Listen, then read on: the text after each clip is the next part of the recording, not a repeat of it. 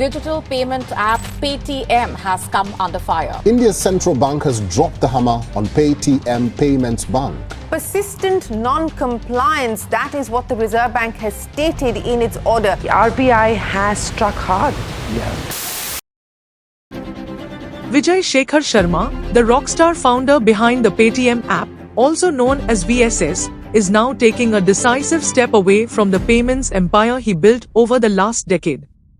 After taking the venture capitalists who backed him and his company's shareholders for a very long ride, VSS will now have to come to terms with the consequences of his actions. Unlike many other hurdles that he has overcome in his entrepreneurial journey, he knows he can't make his way out of this one. Because this time his adversary is the Reserve Bank of India, an institution that is hell-bent on ending his banking career before it ever truly took off. The moment PPBL obtained a payments bank license from the RBI, VSS knew it would mark the beginning of his long-awaited banking journey. He was chasing a banking revolution, in his own words.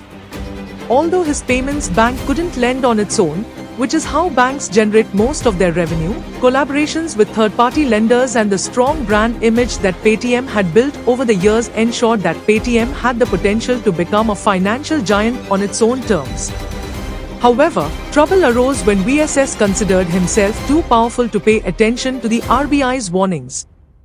The Reserve Bank's primary concern was that Paytm Payments Bank was neglecting Know Your Customer norms and data security measures mandated by the central bank.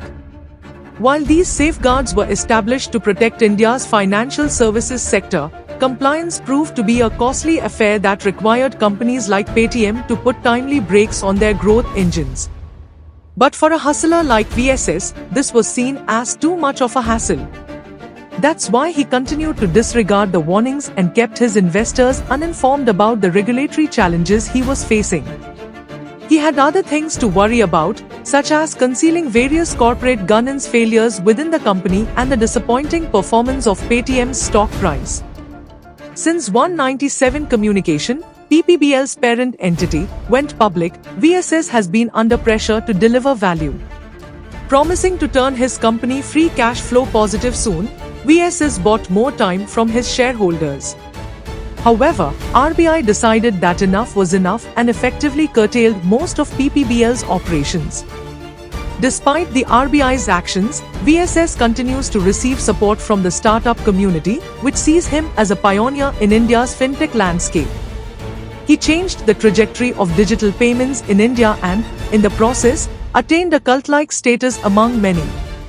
However, the larger-than-life image he created for himself also became the reason for his downfall.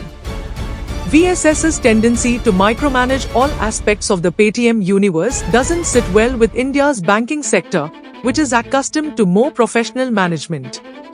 His overconfidence began to be viewed as a systemic risk to the banking space. The central bank's directive to VSS was clear: step away from the hem of affairs at PPBL and maintain a healthy separation between the payments bank and its publicly listed parent entity. The latter is critical since the commingling of data and funds between the entities creates accounting difficulties and poses a threat to high-risk financial data. Now that he has resigned from PPBL's board and brought in a group of former bureaucrats and public sector bankers to guide the young payments bank, is VSS safe from the RBI's wrath? To find out the answer, read the March issue of Outlook Business magazine. The link is provided in the description.